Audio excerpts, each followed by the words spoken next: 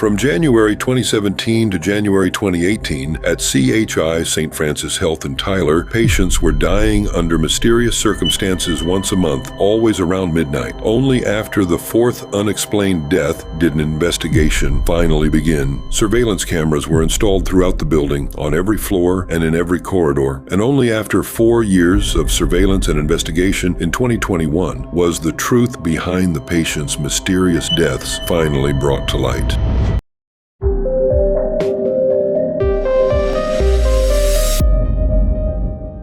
After another late-night poker game, 73-year-old James Blank and his wife Kay returned home. The evening had gone well, and James was in high spirits, joking, laughing, and filled with childlike excitement. The couple had been married for 48 years. Both were passionate gamblers who never missed an opportunity to sit at a gaming table. Suddenly, James felt a sharp pain in his chest. The medical team Kay called rushed him to the emergency department. After an examination, the doctors decided that immediate surgery was necessary. The operation lasted several hours and was considered successful. James was then transferred to the intensive care unit. Kay visited her husband, and once she was assured that his life was no longer in danger, she told him she would go home to rest and return the next day. She was convinced that the worst was behind them and that her husband was in safe hands. But at midnight, the ringing of a telephone jolted her awake. The moment Kay saw the hospital's number on the screen, she knew something was wrong. On the other end of the line, a nurse informed her that James had suffered a stroke, and despite the doctor's efforts, they had been unable to save him. 7 months had passed since the death of James Blank when 68-year-old Ronald Clark was admitted to the very same hospital where James had undergone surgery. Ronald also required emergency heart surgery. The operation was successful, and the patient appeared to be recovering well, but around midnight his condition suddenly deteriorated, and he began suffering violent seizures. Doctors did everything they could to save him, yet despite their efforts, the patient died shortly afterward. These two fatal incidents occurred months apart, and at the time, no one considered them suspicious. However, medical institutions routinely conduct thorough reviews of every fatal outcome in hopes of determining what may have caused the complications and whether anything might have been overlooked by the medical staff. These cases were no exception, and an internal investigation was launched. 9 days after the death of Ronald Clark, 47-year-old Christopher Greenway was admitted to the hospital. He underwent coronary bypass surgery. Doctors assured him that he would recover quickly, as the procedure was considered relatively routine and not especially complicated. Christopher was feeling well, and the nurse caring for him had no reason to believe that anything was wrong with her patient. Confident that his condition was stable, she stepped away for a short time and asked another nurse to keep an eye on him. When she returned to the hospital, she learned that Christopher suddenly required emergency medical assistance. The patient was experiencing the very same symptoms that had appeared in the 2 previous fatal cases. Doctors managed to stabilize Greenway's condition before performing a CT scan and a brain scan. At first, they dismissed the possibility that the episode had been caused by an air embolism, since such cases are extremely rare. But there had already been 2 nearly identical incidents within a short period of time. That left only one possible conclusion. There was likely a problem, or some kind of interference, involving the IV line. Devices like these are inserted directly into a patient's artery to monitor and regulate blood pressure. However, if air accidentally enters the line, it can travel to the brain and cause a hemorrhage. 2 days after the incident, Christopher Greenway died. It was now the 3rd mysterious patient death at the hospital within a relatively short span of time, and suspicions began to grow that this could no longer be dismissed as a simple coincidence. It was necessary to determine what connected these tragedies and what had caused them. A full-scale investigation was launched involving nearly the entire medical staff. No one wanted to be blamed for a crime they had not committed. The investigative commission carefully reviewed every stage of the treatment process, from the installation and monitoring of IV lines to the moment patients were discharged from the hospital. Everyone wanted to make certain that there were no defects in the medical equipment. Additional surveillance cameras were also installed in key areas throughout the hospital. With their help, investigators hoped to uncover what was truly happening inside the intensive care unit. But despite the heightened security measures, the deaths continued. Patients kept dying unexpectedly, sometimes several times within a single month, other times with gaps of 1 or 2 months between incidents. As the investigation dragged on, Distrust among the medical staff began to grow. Nurses suspected that employees in the emergency department were doing something to the patients, while surgeons and physicians, in turn, directed their suspicions toward the nurses working in intensive care. In January 2018, 58-year-old Joseph Cullen was rushed to the hospital by ambulance. His emergency heart surgery was completed without complications. Throughout the day, the patient appeared to be recovering well, but around midnight, he suddenly suffered a severe medical episode. Thanks to the coordinated efforts of the medical staff, Cullen's life was saved. After a series of diagnostic procedures, doctors identified bleeding in the brain that was affecting both hemispheres. Following treatment in the intensive care unit, Cullen required a lengthy stay in a rehabilitation center. Nearly every patient involved in these mysterious incidents had suffered similar brain injuries. All signs pointed to air entering the artery, a condition known as an air embolism. By that point, no one at the hospital believed these incidents were simply accidents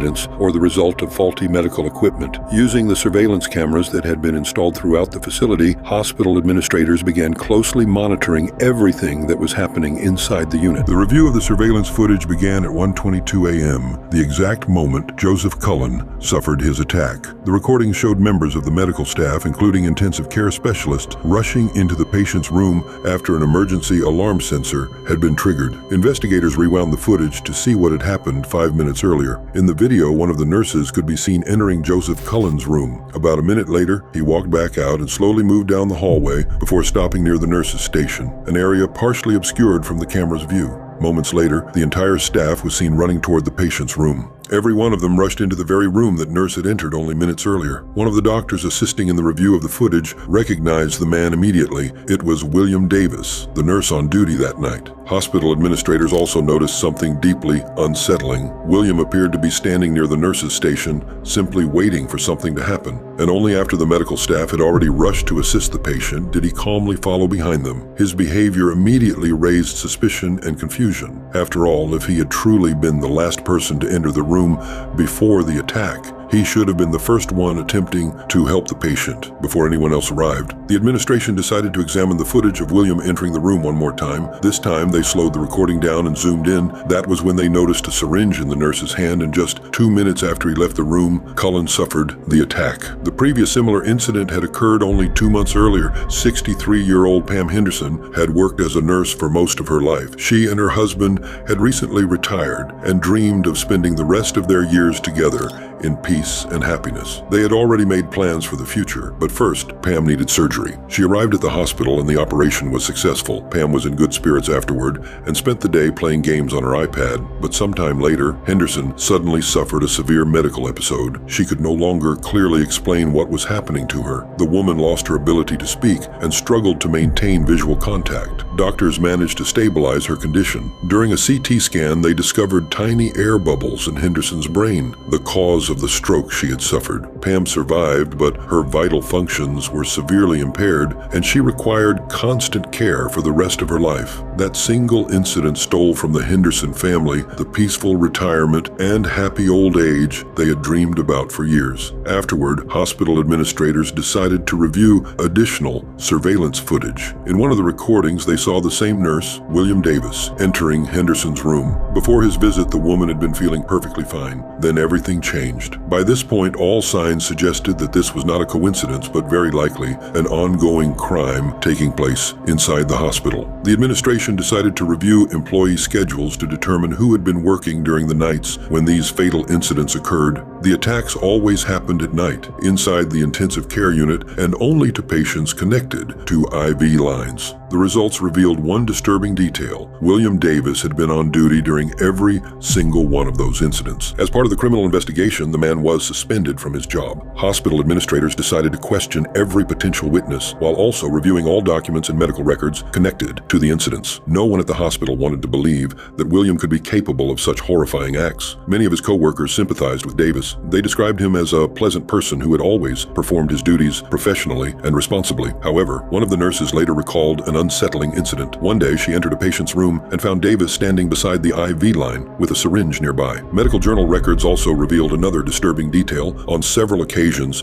William had independently administered or discontinued medications for certain patients, actions that fell outside the scope of his official responsibilities. On January 26th, William Davis called Deb Chalette, the deputy vice president of the department. He told her that he was deeply confused by the entire situation, that he did not understand what was happening, and asked whether there were any other suspects besides him. Chalette replied that it would be inappropriate for her to discuss details or provide additional comments regarding the investigation. She asked William to remain at home while the investigation was ongoing and instructed him not to speak to anyone about the case. 4 days after that conversation, hospital administrators requested that William come in for a face-to-face meeting. They wanted to know exactly what had happened inside Joseph Cullen's room. Davis explained that he had several assigned patients at the time, rooms 18, 19, and 20, all located very close to room 21. According to him, another nurse had entered the neighboring room to assist with medical tests. "We always help each other when necessary," he said. "Everything has to be constantly monitored, especially when the patient has just undergone surgery." He claimed he was not in the room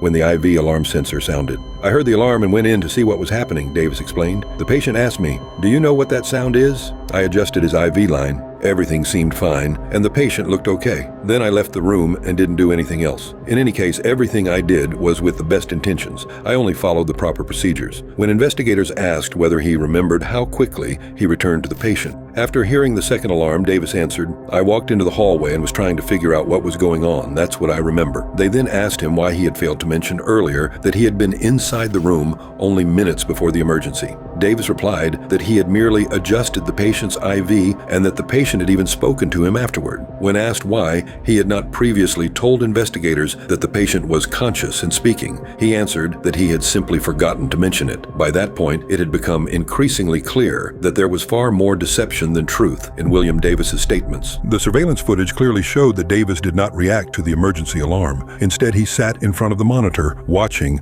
as Cullen began suffering violent convulsions. Only 3 minutes later did the man finally respond and enter the patient's room. After speaking with Davis, Chalette contacted the police and reported her suspicions. There was now every reason to believe that a serial offender was operating inside the medical facility. Detective Jeff Roberts immediately arrived at CHI St. Francis Health to speak with the hospital administrators about the mysterious series of deaths. Together, they discussed William Davis's possible involvement in the incidents. The version of events presented by the nurse did not match what investigators saw on the surveillance recordings at all. In fact, the footage practically pointed to Davis as the primary suspect in the case. More disturbingly, investigators believed that the number of his victims may already have reached 7. Investigators were attempting to analyze the evidence and plan the next stages of the case when something unexpected happened. Davis himself contacted them. According to Davis, the clinic had treated him unfairly. He emphasized that he had a wife and 2 children to support. Davis tried to present himself as a devoted husband and caring father who did everything possible to provide for his family. William spoke with remarkable confidence and composure, which stood in sharp contrast to the suspicions reported by the hospital administration. As the investigation continued, police requested a full expert medical evaluation from specialists capable of interpreting scans and cardiac monitoring data. All medical records connected to the patients believed to have been victims of William Davis were carefully reviewed. In every case, the brain hemorrhages appeared suddenly and under highly mysterious circumstances. The evidence increasingly pointed toward one conclusion: air embolism. Experts were eventually able to determine the exact moments when air entered the IV lines. At those precise moments, abnormalities appeared on the cardiac monitors, sudden spikes in blood pressure and heart rate detected by the sensors. There were measurable irregular intervals immediately before each malfunction, indicating that this was the exact moment air had entered the bloodstream. After consulting with the experts, investigators finally understood when and how the air was being introduced into the IV lines. They reviewed the surveillance footage once again to determine exactly where William Davis had been during those critical moments. Investigators discovered that Davis entered patients' rooms at the exact times their medical crises began. By comparing the surveillance recordings with patient monitoring data, they were able to connect the evidence and identify the perpetrator. According to investigators, it was Davis who had been injecting air into his patient's IV lines using a syringe. On February 20th, Detective Jeff Roberts called William Davis to discuss another possible victim. He informed him that investigators had identified yet another suspicious case involving patient Christopher Greenway and wanted to know whether he had any contact with him. Will replied that he had changed the patient's IV line. With that statement, he effectively admitted that he had direct contact with Christopher Greenway's IV equipment. After speaking with the suspect, Detective Roberts contacted the hospital to determine whether any similar incidents had occurred since William Davis had been suspended from his position. As expected, following Davis's removal from duty, no further unexplained patient deaths were reported. This only strengthened investigators' suspicions regarding his involvement in the mysterious and sudden deaths at the hospital. 2 months had passed since the suspect's suspension when police obtained a search warrant for Davis's home. During the search, investigators discovered a substantial amount of evidence, including computer equipment and several mobile phones. Investigators also uncovered Davis's internet search history. Among other things, he had searched for information about what happens when air is injected into an IV line. The investigation had now obtained direct evidence suggesting that Davis had been researching methods of killing patients without attracting attention. In addition, Davis had shown a disturbing interest in the histories of other notorious serial killers. He appeared fascinated by the number of victims each of them had claimed, almost as if he wanted to compete with them and surpass their victim counts. Will Davis was later summoned to the police station under the pretense of retrieving personal belongings that had been seized during the search of his home, but upon arriving at the station, he was immediately placed under arrest. The trial of William Davis began in September 2021. He was charged on multiple counts of intentionally causing the deaths of patients. The jury was horrified to learn that the defendant appeared to take satisfaction in having the power to decide the fate of his patients. In total, there were 12 potential victims connected to the case. Davis sat in the courtroom listening to the accusations with complete indifference. He showed no interest in the conclusions presented by medical experts, nor in the testimony of the victims and families who described how difficult their lives had become